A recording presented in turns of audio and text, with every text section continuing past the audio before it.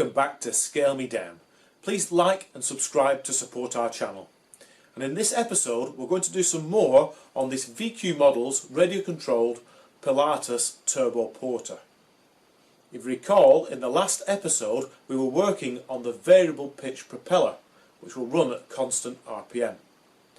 We just printed this test propeller blade, and from that I've determined that we need to reduce the angle of attack at the root at the tang. However, the problem is that our 3D printers are both running flat out, printing parts for other people. So we're going to shift our attention temporarily to the tail surfaces. The tailplane, as supplied with the kit, is really bendy, as it's a flat slab. Other YouTube videos of this model in flight also show the tailplane to be really bendy. Meanwhile, the full size has a very thick inverted airfoil, which is fully trimmable to cater for large changes in centre of gravity. I've decided to make new airfoil tail surfaces from scratch. This will make them much stiffer, which will be useful in case the glider tow rope touches them in flight. Will also make the tailplane removable for storage and transportation. Whilst I'm at it, the vertical stabiliser supplied with the kit looks far too short, so we'll make a new one.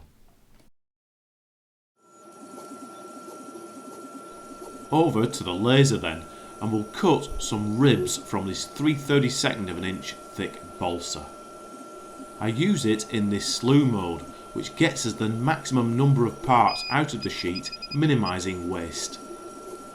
Using the laser gives us repeatable results and very accurate parts.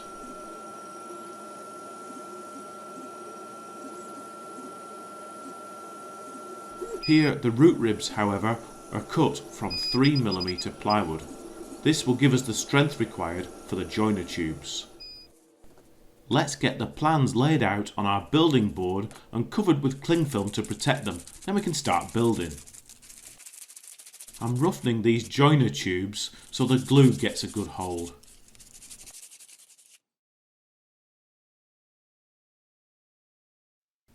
I opted for traditional building techniques for these surfaces. I chose 1/8 of an inch by 1/8 of an inch Abici spars. Rather than pin these down to the board, which might have split them, I opted to use CA cyanoacrylate glue to glue the ribs in position, ensuring they were perpendicular to the spars using these 123 engineering blocks. You'll notice that the joiner tubes are fitted through the ribs of both tailplane halves. We'll cut them apart later, but this ensures that the two joiner tubes are dead parallel and straight. I'm building the tailplane upside down so that it sits flat on the board. So here I'm adding the lower spar with aliphatic glue, and we'll weight the structure down until it sets. Then we can fit the leading edge and this trailing edge infill, which here I'm planing down to shape before fitting the 1/16 of an inch balsa sheeting. I use aliphatic glue for this sheeting, although I use little dabs of CA just to hold the parts until the aliphatic sets. This saves us having to use lots of pins. Here they are removed from the board and cut apart. The finished tailplanes are light, stiff and twist resistant. With the tailplanes done, we can move on to the elevators.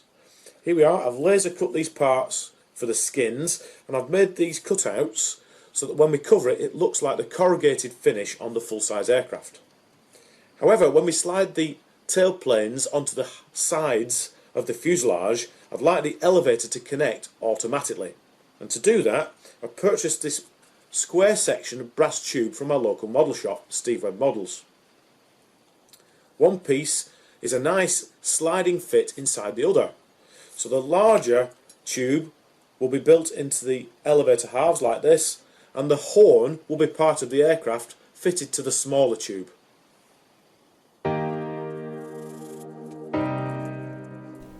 I'm adding some packing to bring the hinge centre lines up into position.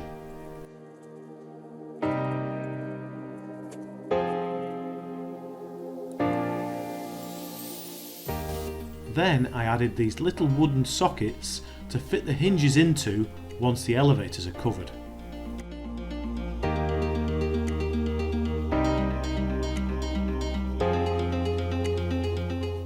After I had planed down this structure and added the top skins, I could add these blocks to form the leading edge.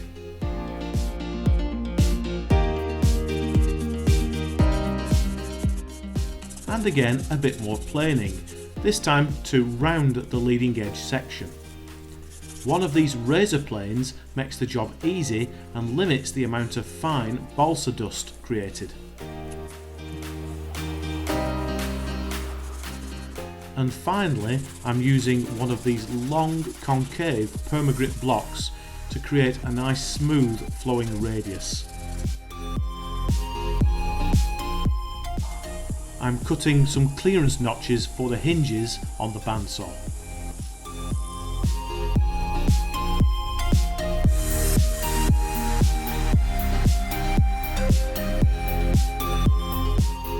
Finally, we'll add these balsa mass balance horns to the tips and a nice hard trailing edge to complete.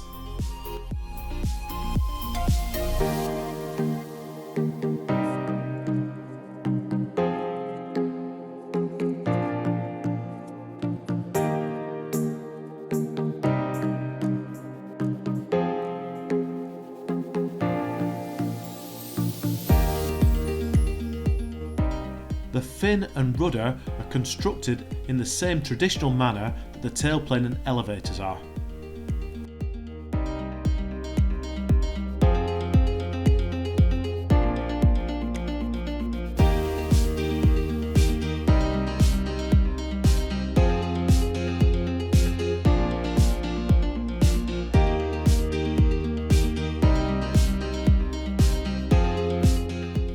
These blocks will provide a positive mount for the Robart point hinges.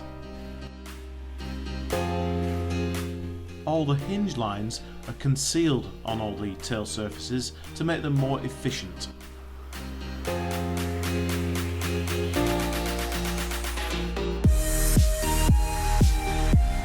Time for some covering then, and I found a close match to the dark blue at my local model shop in this solar film covering. It wasn't as easy finding a match for the light silver colour for the top surfaces though. I chose this silver covering from Hobby King, and it's the first time I've used this. It's alright, not as good as solar film, but the worst bit is the lack of instructions. So these are the settings we found for the iron that worked the best. At least this covering was super cheap, so we could afford to redo the job until we were happy. The finished tail surfaces and all the joiners are very similar in weight to the originals, however they are much stiffer. And here we have our replacement tail surfaces. And remember, we went through all this work so that they slide off for storage and transportation, so that the aircraft will fit in the car. With that heavy motor out front though, and these surfaces fitted, she still appears nose heavy, and so that will inform us where we'll fit the radio equipment, including the servos.